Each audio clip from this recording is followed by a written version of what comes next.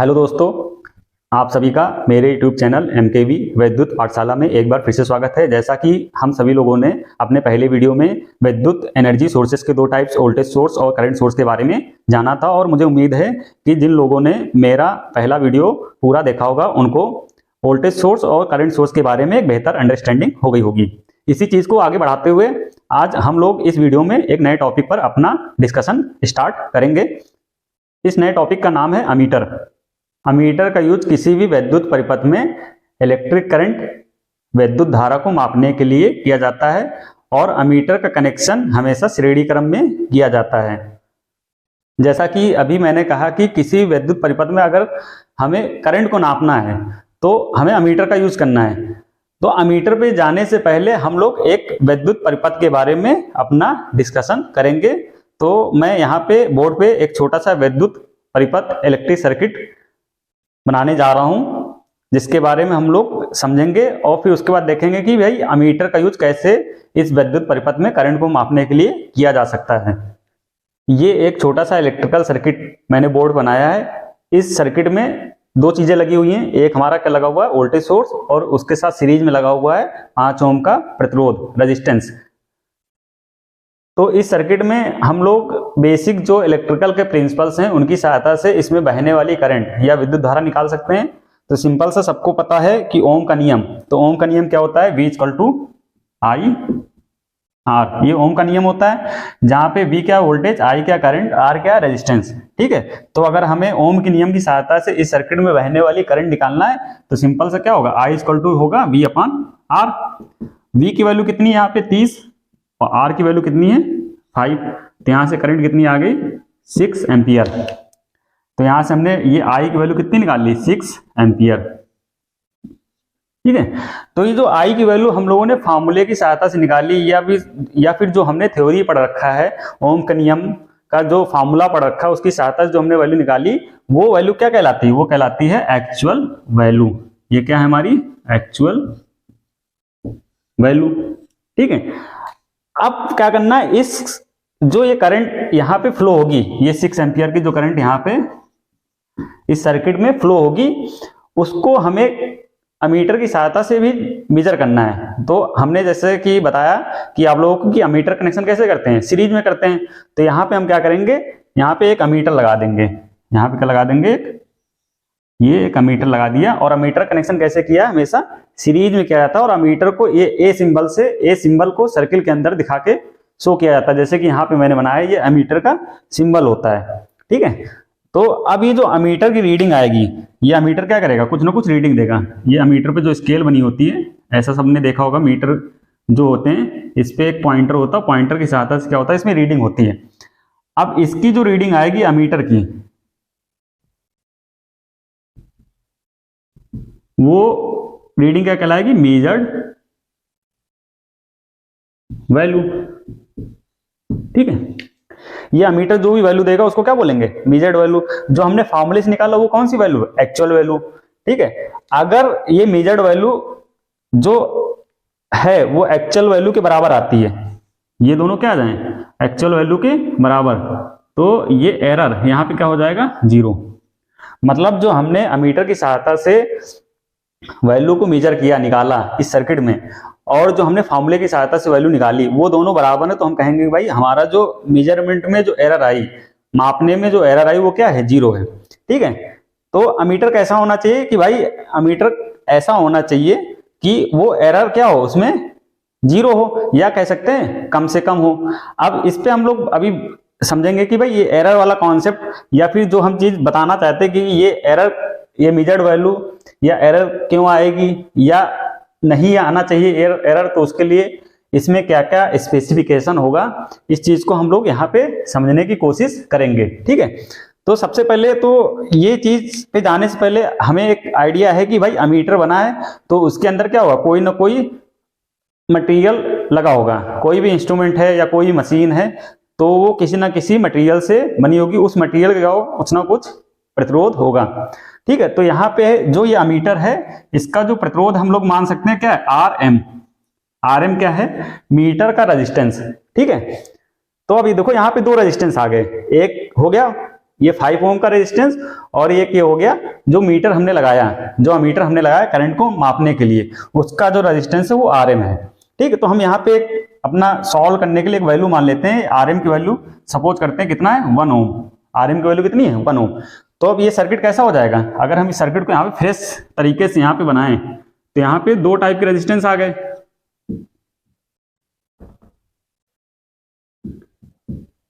ठीक है, ये वैल्यू कितनी थी 30, ये वैल्यू कितनी थी 5 ओम, ये कितना आ गया 1 ओम। ये क्या है हमारा RM, जो हमने अमीटर लगाया, अमीटर का जो रेजिस्टेंस है वो 1 ओम है। ठीक है, तो अब हम यहाँ पे करंट की वैल्यू निकालेंगे, तो करंट की वैल्यू निकाल सकते हैं। दोनों रेजिस्टेंस क्या लगे, सीरीज में लगे, तो टोटल कितना हो जाएगा 5 + 1, ये कितना हो जाएगा 6 ओम। सीरीज में क्या होता है, रेजिस्टेंस ऐड हो जाते हैं। ठीक है, बेसिक इलेक्ट्रिकल के नियम्स हैं कि सीरीज में जो रेजिस्टेंस होंगे वो ऐड हो जाएंगे। ठीक है, तो अब यहाँ पे अगर हम करंट निकालें इस सर्किट में तो I = क्या होगा V/R। यहाँ पे V की वैल्यू कितनी है 30, अब R की वैल्यू कितनी हो गई, ये अमीटर की वजह से R की वैल्यू कितनी हो गई 5 प्लस अमीटर का जो रेजिस्टेंस है। ठीक है, तो अमीटर का रेजिस्टेंस 1 था तो 5 + 1 6, तो यहाँ पे आ गया ये 6। तो यहाँ पे अब करंट कितनी आएगी 5 एम्पियर, तो यहाँ पे I कितना आ गया 5 एम्पियर। ठीक, तो समझ में आया कि गड़बड़ी कहाँ पे हो रही है, क्या चीज यहाँ पे चेंजेस आ रहे हैं। देखो, जब हमने अमीटर नहीं लगाया था या फिर जब हमने इसको फार्मूले से निकाला था तो वहां पे करंट कितनी आ रही थी 6 एम्पियर। जब अब हमने इस सर्किट के अंदर अमीटर लगा करके इस करंट को नापना चाहा तो ये अमीटर कौन सी वैल्यू बताएगा 5 एम्पियर। ठीक है, तो यहाँ पे मेजर्ड वैल्यू कितनी आ जाएगी 5 एम्पियर। ठीक है, तो ये तो क्या हो गया, एरर आ गया ना यहाँ पे भाई। हमारी जो एक्चुअल वैल्यू है वो कितनी है 6, लेकिन जो अमीटर के साथ जो अमीटर नाप के दे रहा हो कितना है 5 एम्पियर। तो ये तो अच्छी बात नहीं है भाई, एरर नहीं होना चाहिए। अगर हम कोई भी चीज वैल्यू को मेजर करें तो वहां पे एरर क्या होना चाहिए, मिनिमम होना चाहिए या कम से कम होना चाहिए। अब अगर हम यहाँ पे एरर निकालें, एरर क्या होगा 6 - 5, actual value minus measured value, तो एरर कितनी आ गई 1, एरर कितनी आ गई 1 एम्पियर। ठीक है, तो अब हम चीजें यहाँ पे समझेंगे कि भाई एरर को अगर हमें मिनिमाइज करना है, एरर को क्या करना है मिनिमाइज करना है या एरर को जीरो करना है, तो जीरो किस केस में होगी, अगर यहाँ पे एक ऐसा मीटर लगाया जाए जिसका जो ये RM है, RM मतलब मीटर का जो रेजिस्टेंस वो क्या है 0 है।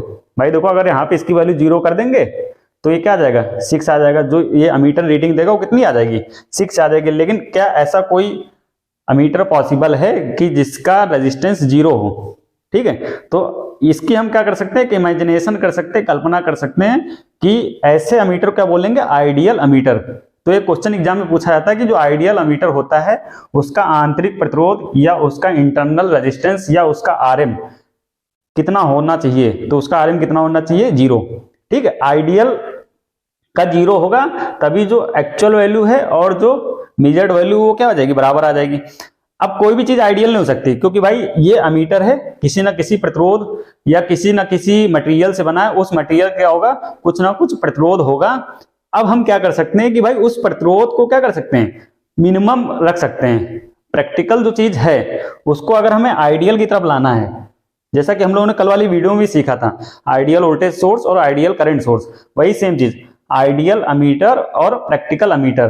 तो प्रैक्टिकल अमीटर को अगर हमें आइडियल की तरफ ले जाना तो हमें क्या करना पड़ेगा, जो ये RM की वैल्यू है इस RM की वैल्यू को क्या करना पड़ेगा कम से कम रखना पड़ेगा। ठीक है, तो यहाँ से एक इंपॉर्टेंट निष्कर्ष निकलता है जो हम लोगों को एग्जाम के पॉइंट ऑफ व्यू से याद रखना है कि भाई आइडियल अमीटर है तो उसका जो इंटरनल रेजिस्टेंस है या फिर RM की जो वैल्यू है वो क्या होगी 0 होगी और वहां पे एरर क्या आएगा 0 आएगा। और जो प्रैक्टिकल है, प्रैक्टिकल अमीटर की जो इंटरनल रेजिस्टेंस होगा, प्रैक्टिकल अमीटर का जो इंटरनल रेजिस्टेंस होगा वो क्या होगा उसको कम से कम रखना है। जितना कम रखेंगे उतना क्या होगा एरर कम आएगी। अगर ये वैल्यू जितनी ज्यादा हो जाएगी, ये वैल्यू जितनी ज्यादा हो जाएगी उतना ज्यादा क्या होगा एरर, क्योंकि टोटल रेजिस्टेंस बढ़ जाएगा तो यहाँ पे वैल्यू I की वैल्यू और कम होती जाएगी। ठीक है, जैसे कि अगर हम मान लो 5 और ये इसकी वैल्यू बढ़ाते 2 कर दे तो 5 और 2 क्या हो जाएगा 7, तो करंट की वैल्यू क्या हो जाएगी और कम हो जाएगी तो एरर और ज्यादा बढ़ जाएगी।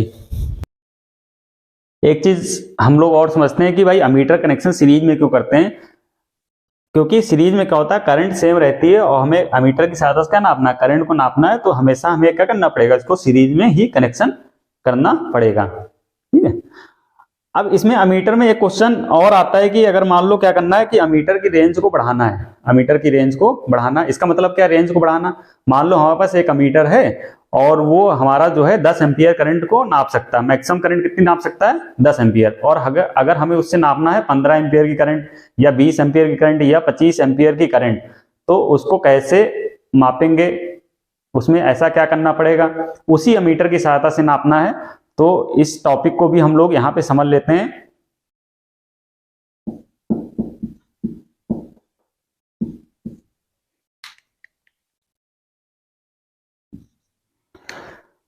तो मैंने एक अमीटर बनाया है, तो इसका जो मैक्सिमम एक एग्जांपल ले सकते हैं, जो इससे मैक्सिमम करंट कितनी नाप सकते हैं 10 एम्पियर, लेकिन अब हमें इसी अमीटर की सहायता से कितनी करंट नापनी है 15 एम्पियर या 20 एम्पियर या 25 एम्पियर, तो उसके लिए हमें क्या करना पड़ेगा, इसको हम लोग यहाँ पे समझते हैं। ठीक है, तो हम एक एग्जाम्पल ले लेते हैं, भाई इसी अमीटर की सहायता से हमें 15 एम्पियर की करंट को मापना है। ठीक है, तो यहाँ पे इनपुट पे कितना करंट आएगा 15 एम्पियर। ठीक है, अब अगर ये 15 एम्पियर करंट हम डायरेक्ट दे देंगे इस अमीटर को, तो क्या होगा भाई, इसकी तो मैक्सिमम क्षमता कितनी है 10। अब कोई भी चीज है जिसकी मैक्सिमम जितनी क्षमता, अगर उससे तुम ज्यादा करंट वहां पे दे दोगे तो क्या होगा, ये काम करना बंद कर देगा, मतलब ये जल जाएगा। ठीक है, तो ये 15 एम्पियर करंट के लिए हमें क्या करना पड़ेगा, यहाँ पे कुछ ऐसा कुछ मॉडिफिकेशन करना पड़ेगा कि भाई इसके अंदर से कितनी जाए 10 एम्पियर, बाकी करंट किसी दूसरे रास्ते से चली जाए। तो दूसरा रास्ता कैसे बनाते हैं हम लोग, शंट का ऐड करके, शंट मतलब समांतर सर्किट का ऐड करके। तो यहाँ पे हम क्या करेंगे, एक रेजिस्टेंस एक्स्ट्रा लगा देंगे इसके समांतर क्रम में, ये ऐसे।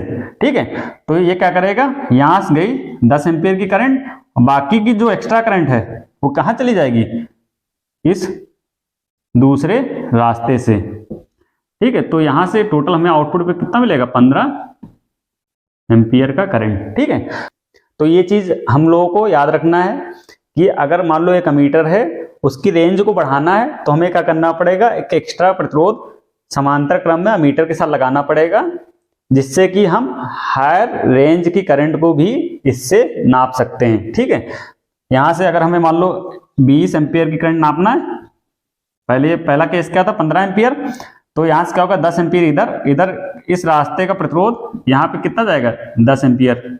ठीक है, पहले वाले में कितना था 5 एम्पियर, अगर मान लो हमें कितना नापना 25 एम्पियर, तो यहां से कितनी करंट जानी चाहिए 15 एम्पियर। ठीक है, क्योंकि इसकी जो रेटेड है, जो इसकी मैक्सिमम है वो 10 एम्पियर, 10 एम्पियर यहाँ फिक्स हो जाएगी, बाकी की जितनी एक्स्ट्रा करंट है यहाँ पे जाएगी। ठीक है, तो जिस हिसाब से करंट नापना, उस हिसाब से यहाँ पे रेजिस्टेंस की वैल्यू डिसाइड करना होगा। ठीक, अगर करंट की वैल्यू यहाँ ज्यादा जा रही है तो यहाँ पे प्रतिरोध क्या करना पड़ेगा कम, क्योंकि करंट हमेशा क्या होता है, करंट हमेशा मिनिमम रेजिस्टेंस पाथ को फॉलो करती है। ठीक, जिस रास्ते का प्रतिरोध ज्यादा उधर करंट कम, जिस रास्ते का प्रतिरोध कम उधर करंट ज्यादा। ठीक है, तो हम यहाँ 3 केस ले रहे हैं, एक पहला केस ले रहे हैं 15 एम्पियर वाला, दूसरा केस 20 एम्पियर वाला और तीसरा केस 25 एम्पियर वाला। तो 15 एम्पियर में कितनी करंट इस रास्ते से जाएगी 5 एम्पियर, 20 एम्पियर में कितनी जाएगी 10 एम्पियर, 25 एम्पियर में कितनी जाएगी 15 एम्पियर। ठीक है, तो ये 3 केसेस के लिए यहाँ पे अलग अलग रेजिस्टेंस लगाना पड़ेगा। 5 एम्पियर करंट मतलब ये करंट कम है, तो इस रास्ते का प्रतिरोध क्या होगा ज्यादा होगा।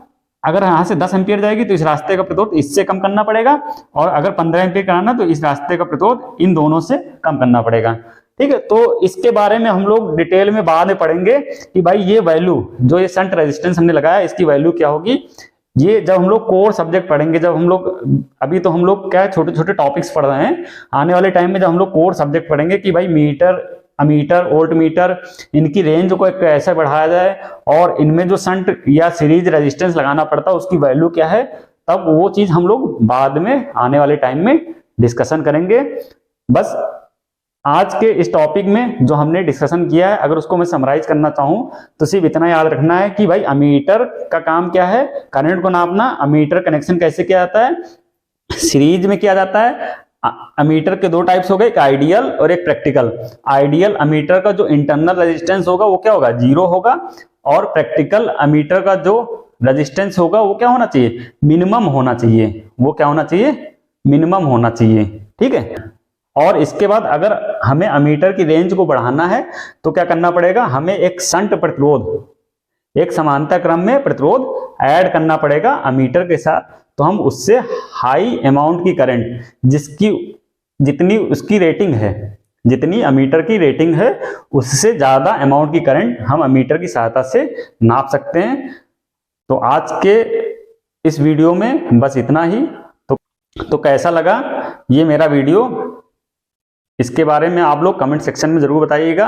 और आप लोग कोशिश करिए कि अपने दोस्तों को या जो भी लोग इलेक्ट्रिकल फील्ड से संबंधित हैं वो लोग ज़्यादा से ज़्यादा इस चैनल पे आएँ, इसको, जिससे कि आने वाले टाइम में हम लोग जल्द से जल्द इलेक्ट्रिकल सब्जेक्ट की स्टार्टिंग 0 पॉइंट से कर सकें। धन्यवाद।